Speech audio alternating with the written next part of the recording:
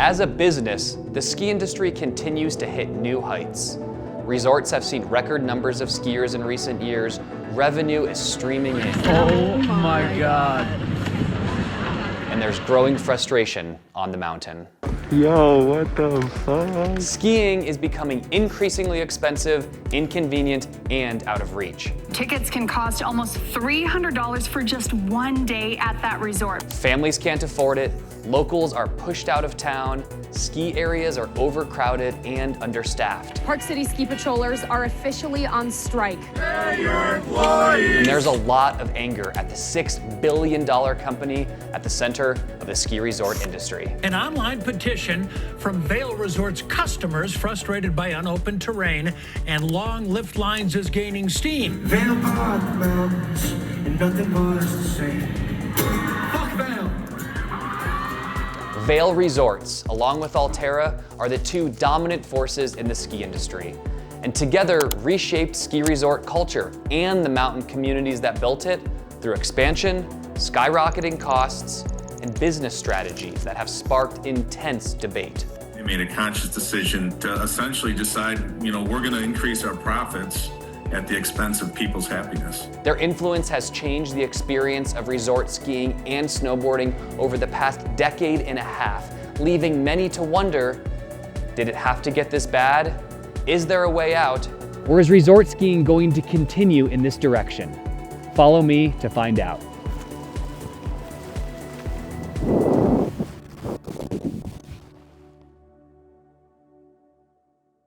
It wasn't all that long ago that skiing was much more affordable.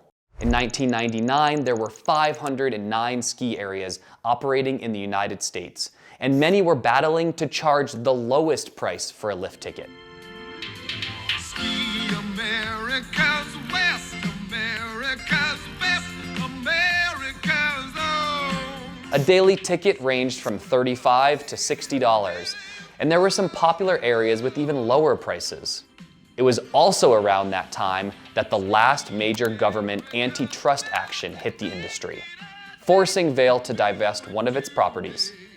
With more competition, a hotspot like Park City, Utah had 3 mountain resorts run by 3 different companies. America, you are gonna love it.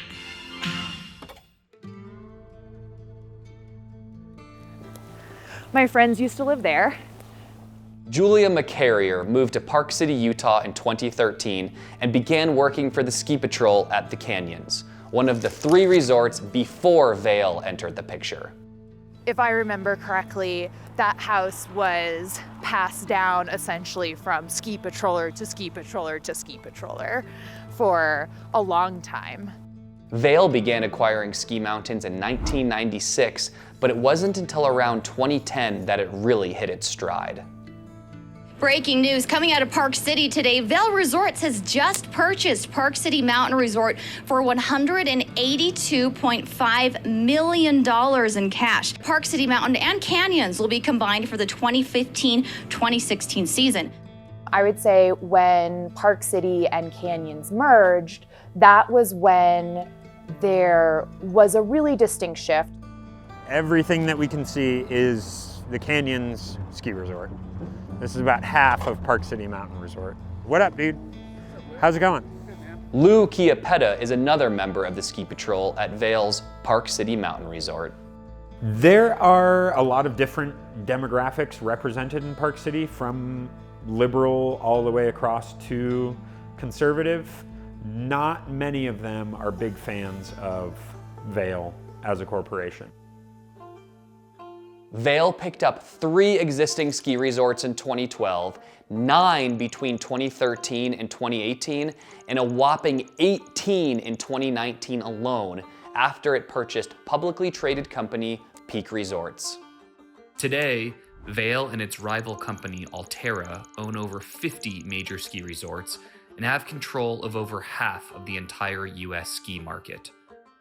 They are the most powerful names in the industry, and together they are simply known as the duopoly. Well, a duopoly is 2 firms kind of running the show, and here we have 2 firms, Vail and Alterra.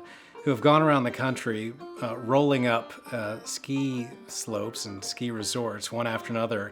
Hal Singer is an economist and antitrust expert at the University of Utah. He's also an avid skier. What independent ownership does is it creates really strong and I would submit healthy incentives for the owner to treat its customers and its workers well. But once these firms get rolled up by these kind of faceless private equity firms, it's really no longer anyone's responsibility. The food increased. The cost of a day ticket went through the roof. There became a greater influence and a greater perspective on making sure that there was like a consistent experience as opposed to a unique experience. So goodbye Canis Lupus Challenge. It costs hundreds of bucks a day to rent gear for your family. If you want your family in lessons for the whole day, that's going to be a lot more. A private lesson costs even more on top of that. Skiing really took off in the United States in the 1930s, after the Winter Olympics in Lake Placid, New York, and the invention of the chairlift. As equipment got more affordable, the sport got more popular, and between the growth of artificial snowmaking and the opening of new mega resorts, skiing became more ubiquitous than ever. But it's also an expensive business to run, and by the 90s, the boom times were fading. More than 50 independent ski resorts in the United States closed between 1990 and 2000. Big companies like Vail began to roll up mountains. And in 2008, Vail changed the sport with an all-mountain, all-access card, the Epic Pass, which gives skiers access to all 40-plus Vail-owned resorts for around $1,000. If you buy one thing this year, make it the Epic Pass. In 2018, Alterra followed suit with its own pass, the Icon, offering access to skiing at 17 destinations. Having the huge season pass option that you can go to many different ski resorts sounds like a good idea, but I am not sure that it's being executed in the best way. The cutoff to buy a pass this year was at the beginning of December, locking in large payments before any skiing is done. For Vail and Alterra, this was a game changer, creating financial stability in a market that historically had its revenue reliant on unpredictable snowfall. Having preseason sales of those gives them, set money they know they're going into the season with. They don't have to worry necessarily about day-to-day visitor numbers. They just have to worry about driving those people to actually book longer trips, to buy food on the mountain, to buy gear from Vail. Vail has a sales goal of achieving over 75% of its revenue in advance commitment, which puts a very big onus on skiers. For a lot of hardcore skiers who can visit lots of resorts and ski a lot of days, these passes actually save them cash. The problem is that if you're just a casual skier or have a whole family that wants to ski, the alternative to those passes isn't much of an alternative at all. The price of day lift tickets has soared in recent years, and that is a major part of the strategy. The prices of the day tickets and the season passes are interconnected. If you raise the price of the day tickets, it starts to make the season package look affordable. Now, it's anything but. They've gotten the season package up to around $1,000 a year now, but that starts to look affordable because they're raising the price of what I call the outside option or the standalone daily price into the, just say, $300 range. In 2011, a lift ticket at Park City Mountain cost $90. This year, it hit $327, a 263% increase. The price to enter the sport is so staggeringly high that unless you are coming from a place of privilege or unless you have family members who are incredibly dedicated to getting you out on the slopes, it's really hard to start skiing or start snowboarding. If you're able to swing that upfront price for a pass and manage to visit a ski resort several times a season, the system is a good deal, unless you're skiing during peak times. A steady line of cars led to long lines of people at 2 Utah ski resorts. Got people? With all those pass holders having access to the same number of mountains, more skiers are showing up to more resorts more often. And in most cases, the ski areas are just not big enough for all of them to enjoy it comfortably. So as a result, you have a really massive overcrowding at these resorts. No one's minding the store, and I don't think we can count on the resort owner. The resort owner, just wants as many people as they can get there. This congestion is borne entirely by the customers, right? So we stand on the line. It ruins our time, but it doesn't do anything to the profits of the firm. Meanwhile, Vail is focused on capturing a lot of non-skier dollars too, from transportation to gear rentals, food to lodging. I got an email from Vail saying 15% off if I buy their lodge, alongside the lift tickets. If the person who's assembling the bundle has control and monopoly power in one of the inputs, here the resort, it's possible that you could raise the standalone price and create basically a fake or a phantom discount off an inflated standalone price to get consumers to overpay for the bundle. So where is all this money going? One of Vail's stated goals for the coming year is expanding the resort network. Along with strengthening their North American market, they are looking at further expansion into Europe and Asia. I think it's just showing what their priority is. The priority feels like it's on acquisition instead of maybe operation. We all know that there's money flowing in here. What's the disconnect? How are you just extracting all of this money and sending it back to shareholders in Colorado or whoever owns mountain stock? A lot of folks that I used to know lived around here. Most of the time, the person who owned their house decided to sell it. And then the new buyers didn't want to rent it, or they wanted to rent it for much more. And it just became untenable economically. Here in Park City, the median home sale price in December 2024 was $2.9 million, despite a 60% vacancy rate. Ski towns are experiencing extreme housing shortages as resorts build more and more hotels and apartments, and houses are transformed into Airbnbs to accommodate visiting pass holders from out of town. It's tough for locals and workers alike. There is a sense of not necessarily recognizing the town that they grew up in. It's not super common for folks who work in Park City to live in Park City. Julia lives far outside of Park City in a rural town that is at least a 45-minute drive and a short snowmobile ride away. For me, incorporating a drive has made it so Park City is a destination for work and for groceries, less of a community that I belong to. Lou lives a bit closer. Welcome to employee housing. This is the communal living area. We have kind of a small kitchen space, regular refrigerator here. There are 8 of us that live in this unit. 4 on one side over there, 4 on this side. Lou lives in employee dorms, which are made available to a slice of Vail workers. He pays $660 a month during the ski season for a small room. And believe it or not, he's one of the lucky ones. Some of the other guys are in triple bedrooms, so sharing a room with 2 other people. I can show you the single right over here.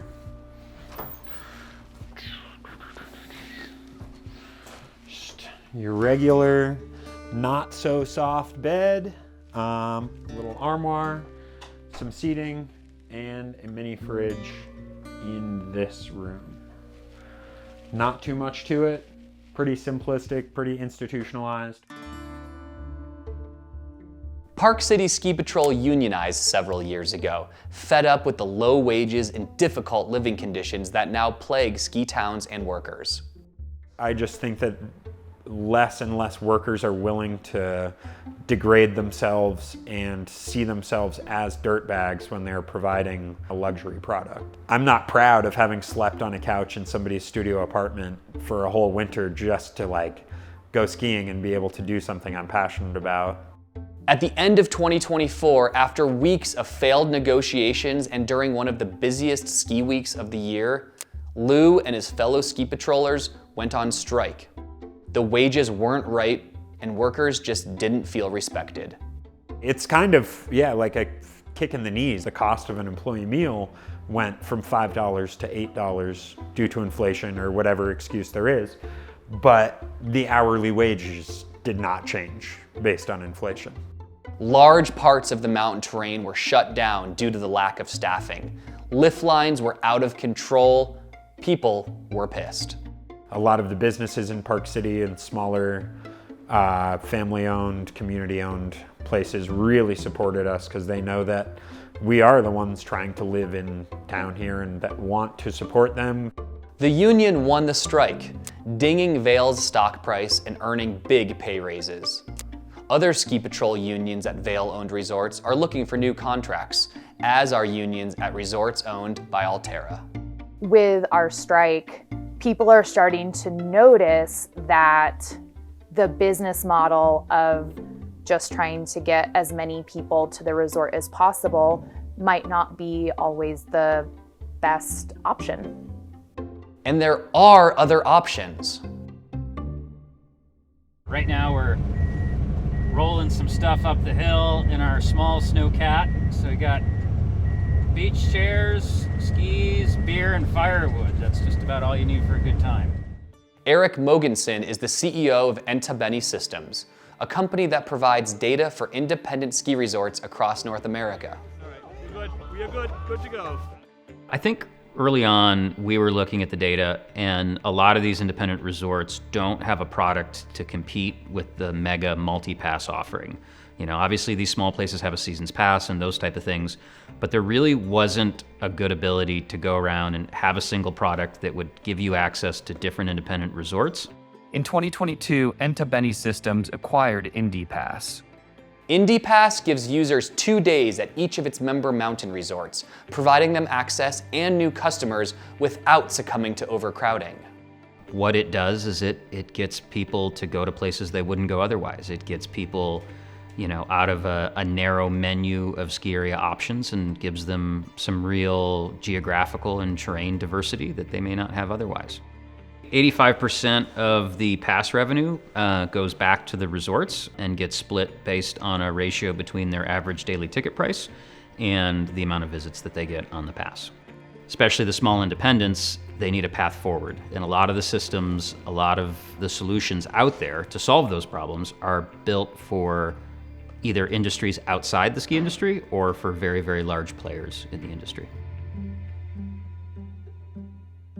One of the resorts on IndyPass is Black Mountain in New Hampshire, a beloved local hill that couldn't keep up with the big operators. So Entabeni bought Black Mountain temporarily with the intent of turning it into a co-op owned by members.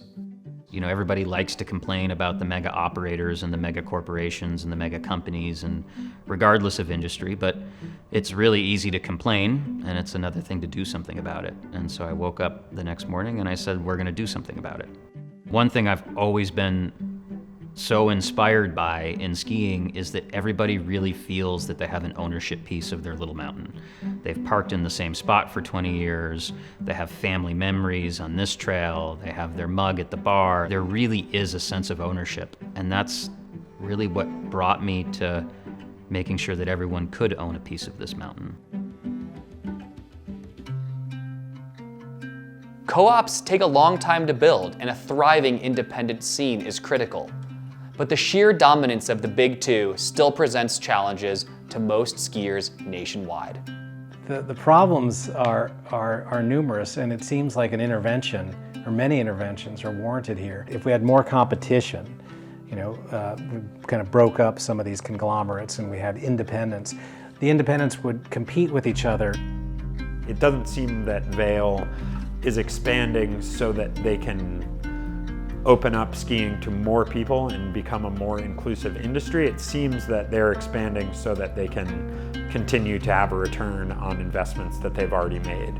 It's not really to spread a love of skiing or a love of spending time in the outdoors. It is profit extraction.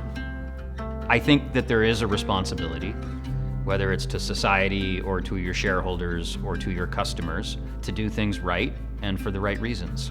And I think you inherently have to take care of your employees, you have to take care of your customers, and you have to look at your time spent in this industry as more than transactional.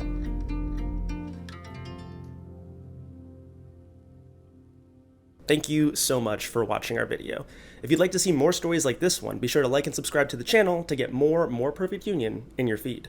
And if you have any ideas for stories that you would like for us to investigate, just drop them in the comments below.